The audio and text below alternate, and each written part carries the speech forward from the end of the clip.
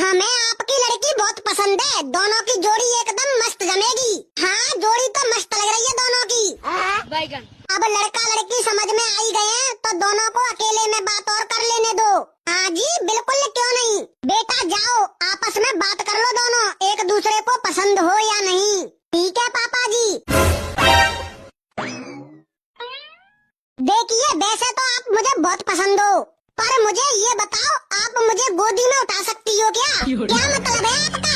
ऐसी वैसी लड़की दिख रही हो क्या आपको मैं? अरे आप तो गुस्सा हो रही हो, एक बार उठाओ तो सही प्लीज। ठीक है।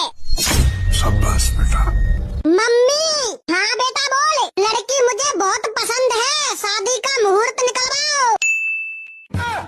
वाह मेरी जान, इसी वजह से तुझ पर फिदा हुआ था मैं। हे प्रभु। चुप कर बेबड़े, रोज रोज मूत पीने के कहाँ आ जाता है? मेरी तो जिंदगी खराब करके रख दी था आदमी ने।